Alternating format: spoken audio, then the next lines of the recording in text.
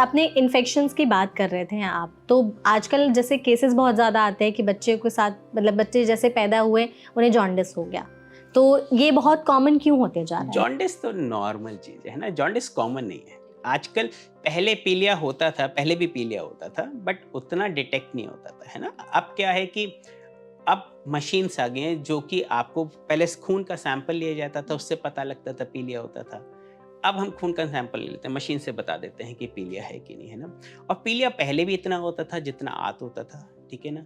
अब यह है कि थोड़ा बच्चे पहले पैदा हो जाते हैं, जो समय से पहले बच्चे पैदा होते हैं उनको पीलिया की चांसेस ज़्यादा होते हैं। जिनके खून में असमानता होती है उनमें पीलिया की चांसेस ज़्यादा होते हैं। तो पीलिया तो उतना ही है, ऐसा कुछ नहीं कि ज़्यादा बढ़ गया, बट हमारा चीज़ें ढूंढने का तंत्र बढ़ गया है, जिसकी वजह से हमें ज़्यादा पीलिया लगता है। और ये पीलिया सुनकर मेरी पेरेंट्स से रिक्वेस्ट है कि आप लोग घबराएं ना कि मेरे बच्चे को पीलिया हुआ है, क्योंकि ये वो पीलिया नहीं है जो हम बड़े लोगों को लीवर खराबी की वजह से होता है। ये बेसिकली होता है क्योंकि बच्चे का खून गाढ़ा होता है, वो खून टूटता है, उसका वजह से उसकी जगह हमारा खून बनता है। अब जो वो खून टूटता है उसकी वजह से पीलिया होता है, ठीक है ना। सो आजकल गाइडलाइंस है, ऐसा नहीं कि हर कोई पीलिया जिसको हो गया उसको भर्ती कर लिया जाएगा, ऐसा कुछ नहीं है।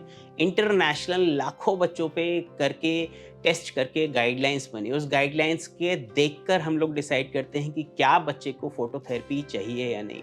अब इसी चीज पे एक और चीज, क्योंकि बड़ी कॉमनली दादी नानी बोलती हैं कि इसके बच्चे हमारे बच्चे को पीलिया हो गया है तो क्या मम्मी को हल्दी का दूध ना दें, या बच्चे को माँ पीली साड़ी ना पहने, या पीले बल्ब में ना रखें। तो उनको ये बताना चाहूँगा इस चैनल के माध्यम से कि किसी भी खाने से, पीने से, दिखाने से कोई पीलिया नहीं होता है ना। पीलिया बेसिकली बच्चे का खून टूट रहा है उसकी वजह से होता है, उसमें माँ के खान पान किसी चीज़ से कोई रिलेशन नहीं होता। एक और बड़ा कॉमन इसी कि सूरज का रोशनी क्या फ़ायदा देता है या नहीं देता है। मम्मी आती हैं कि हम तो बच्चे को सूरज की रोशनी में रख देंगे, इसका पीलिया ज़्यादा है, उससे ठीक हो जाएगा। तो ये एक भ्रम है, ठीक है ना। हमें एक, अगर कोई साइंस का बंदा उसे पता होगा कि ब्लू लाइट एक पर्टिकुलर वेवलेंथ होती है जो कि जब हमारे बिलिरुबिन जो कि पीलिया का अंत है उससे जाकर टकराती है तो उसको चेंज करती है। तो जबकि सनलाइट एक ब्रॉड बेस्ड वाइट लाइट है, ठीक है ना, जिसकी वेवलेंथ ब्रॉड होती है तो उतना इफेक्ट नहीं करती है। अगर बच्चे को हल्का फुल्का जॉन्डिस है तो दादी नानी पूछती है तो मैं जरूर बोलता हूँ कि जरूर दिखाओ सूरज की रोशनी, दिखाने में कोई हार्म नहीं है, क्योंकि उससे मेरे बच्चे को विटामिन डी मिल रहा है, कोई नुकसान नहीं होगा, है ना। बट अगर हमारा एक लेवल है उससे ज़्यादा हो रहा तो कृपया कर आप फोटोथेरेपी के लिए भर्ती कर दीजिए। ठीक है, आपने जैसे टेस्ट की भी बात आप कर रहे थे, तो न्यूबॉर्न बेबीज को कौन से टेस्ट कराने चाहिए शुरुआत में, जो पेरेंट्स को पता होना चाहिए? ठीक है ना, एक बड़ा इंपॉर्टेंट चीज़ होती है आजकल, ये यूनिवर्सल टेस्ट होता है, वो होता है बच्चे का थायराइड प्रोफाइल कराना, है ना। थायराइड कराना इसीलिए ज़रूरी होता है क्योंकि बच्चा ग्रो कर रहा है।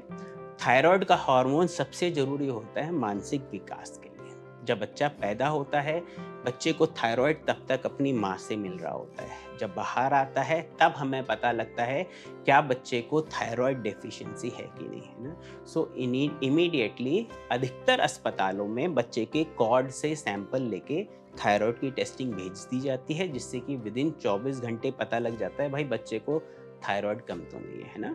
अगर थायराइड की बीमारी है तो थायराइड का hormone should be started as soon as possible. इसके अलावा कुछ और टेस्ट होते हैं लाइक न्यूबॉर्न स्क्रीनिंग कुछ लोग बोलते हैं, जिससे कि हमें कुछ ऐसी रेयर डिजीजेस होती हैं लाइक G6PD, है ना, फिनाइल कीटोनुरिया, जिसमें पता लगता है। Not mandatory but yes majority of the hospital बोलती हैं कि करना चाहिए। तीसरी चीज़ जो मैं ज़रूर इस चैनल के माध्यम से बोलूँगा, हियरिंग टेस्ट कराना। यूनिवर्सल हियरिंग टेस्ट कराया जाता है। मम्मी पापा दादी बोलते हैं हमने तो चुटकी बजाई, हमारे बच्चे को पता लग रहा है तो हियरिंग ठीक है, हम नहीं कराएंगे, है ना। बट ये सोचना गलत है ना। हमने चुटकी बजाई बट बच्चे का वो सेंसरी सिस्टम हमें नहीं पता लगता क्या बच्चा हमारा विस्पर भी सुन पा रहा है या नहीं। ये हमारे द्वारा, हम डॉक्टर्स के द्वारा बनाए नहीं, ये यूनिवर्सल टेस्ट है जो एटलीस्ट हर बच्चे को करा लेना चाहिए। ठीक है, तो आपने जैसे हियरिंग की बात की, तो हमें कैसे पता चलेगा कि बच्चों में तो शुरुआत में न्यूली पेरेंट्स भी नहीं समझ पाते कि बच्चा अच्छे से देख पा रहा है, बोल पा रहा है, या फिर सुनने वाला तो आपने बता दिया, तो ये कैसे पता करें? बच्चा देखता है, बच्चा आपको देख रहा होता है, बच्चा आज को समझ रहा होता है, बच्चा आपकी सुन रहा होता है। आपने पुराना सुना होगा, महाभारत में लिखा है कि अभिमन्यु ने पेट में मम्मी की वो सारा चीज़ सुन लिया था, है ना। So this is, I think उस चीज़ में कुछ सच्चाई हो सकती है। बच्चा मम्मी को फील कर सकता है, बच्चा मम्मी की बातें सुन सकता है, मतलब there is no scientific evidence, but yes, पक्का बच्चा सुन सकता होगा। एटलीस्ट जैसे अब बाहर बच्चा आता है, हम 24 घंटे के अंदर हियरिंग टेस्ट करते हैं, तो उससे हमें पता लग जाता है ना। बच्चा मम्मी को बड़े अच्छे से फील करता है। जो हमारे 500-600 ग्राम के जो बच्चे होते हैं ना, वी हैव सीन कि जिसकी मम्मी बड़ी पॉजिटिव होती हैं, बच्चे से आके बात कर रही होती हैं, बच्चे के हाथ टच कर रही होती हैं। एक कंगारू मदर केयर एक चीज़ होती है जो बच्चे को यहाँ पर रखती हैं, बच्चे को, है ना, जिसका मदर के साथ, मदर और बेबी का बड़ा अच्छा इंटरेक्शन होता है ना, उसकी बहुत अच्छे से वो बच्चे निकलते हैं। इनफैक्ट वो बच्चे बड़े काम और बिना किसी दवाइयों के अच्छे से निकलते हैं। सो बच्चे मम्मी को फील कर सकते हैं, सुन सकते हैं। मैं पक्का हूँ कि वो बोल भी सकते हैं मम्मी से, अगर उनकी जुबान निकल जाती है, ठीक है ना। बट यस, ये अलग टाइप का, ये मतलब एक मिराकुलस टच होता है मदर का, जो कि बेबी के साथ होता है। So they can fear and hear also, I can see. Okay, ठीक है। मतलब उसमें अगर कोई प्रॉब्लम होगी तो कैसे पता करें कि बच्चे देख नहीं पा रहे हैं? जैसे देखिए, आपको हियरिंग टेस्ट है, हियरिंग टेस्ट हमने बताया 24 घंटे के अंदर कर देते हैं हम लोग, है ना। इसी तरह से आई टेस्ट होता है ना। जब भी बच्चा पैदा होता है तो एक चीज़, जरूरी चीज़ जो हम सब लोग देखते हैं, वो होता है रेड आई रिफ्लेक्स। उसका मतलब है कि एक लाइट हम लोग बच्चे की आंखों के अंदर डालते हैं, जिस पुतली के अंदर, देखने के लिए कि हमें लाल दिख रहा है कि नहीं दिख रहा है ना। एक तो उससे, क्योंकि उसमें एक बड़ी इंपॉर्टेंट चीज़ जो मिस हो सकती है, वो होती है आई का ट्यूमर, जैसे रेटिनोब्लास्टोमा, है ना। इसी तरह से हम हेयरिंग टेस्ट हर बच्चे का नहीं, आई टेस्ट हर बच्चे का नहीं कराते हैं। जो प्रीमेच्योर होते हैं, जो बच्चे 33-34 हफ्ते से नीचे के पैदा होते हैं, या जिन्हें, जो वेंटिलेटर पे रहे हैं, या जिनको ऑक्सीजन मिला है, ठीक है ना, लंबे समय तक, ऐसे बच्चों को हम हमेशा हियरिंग टेस्ट कराते हैं। ऐसे बच्चों का हमेशा आई टेस्ट कराते हैं। ऐसे बच्चों का ब्रेन स्कैन कराते हैं।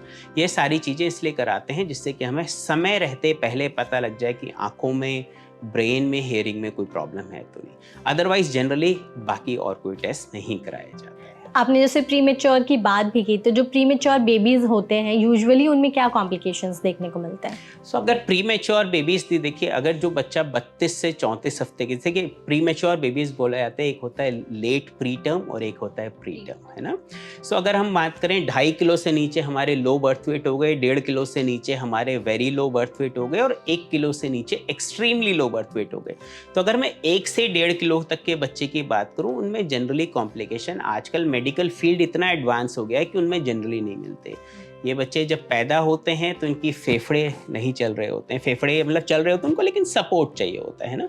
तो एक बड़ा हमारा एक ventilator, non invasive CPAP type का सिस्टम होता है, जो कि हम केवल नाक के ऊपर एक मास्क लगा देते हैं बच्चे को, जिससे कि सांस लेने में थोड़ी आसानी होती है। जनरली इन्हीं सब चीज़ों से बड़े आराम से बच्चे निकल जाते हैं। अमूमन जो 1 से 1.5 किलो के जो बच्चे होते हैं, उनमें यूजुअली कोई कॉम्प्लिकेशंस नहीं मिलता है ना। 1 किलो से जो नीचे के बच्चे होते हैं, जिनका स्टे लंबे समय तक होता है, उनमें कॉम्प्लिकेशन मिलने की संभावना ज़्यादा होती है। कॉम्प्लिकेशन किस तरीके के, कि ब्रेन में हो सकता है कि ब्रेन के कोई सेल्स में किसी तरह की ब्लीड हुई हो या कोई परेशानी हुई हो।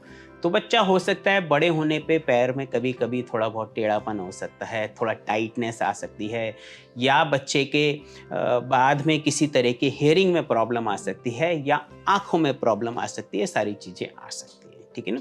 बट आजकल हमारा मेडिकल सिस्टम, जैसे रिसर्च बढ़ रही है, उसी तरीके से डिफरेंट एवेन्यूज़ आ रहे हैं, डिफरेंट ट्रीटमेंट आ रहे हैं। तो लकी इनफ कि बच्चे बचते हैं और इनके कॉम्प्लिकेशंस का इलाज भी होता है। बट जरूरी होता है सही समय पर इनका पता लगा पाना कि ये चीज़ें हैं, ताकि डायग्नोस टाइम पे हो जाए और इलाज टाइम से स्टार्टिंग। एग्जैक्टली। और जो बच्चे लेट पैदा होते हैं, उनमें क्या कॉम्प्लिकेशंस होते हैं? जनरली नहीं। जो बच्चे हमारे, देखिए, अधिकतर बच्चे जो होते हैं 38 से 40 हफ्ते के बीच में होते हैं।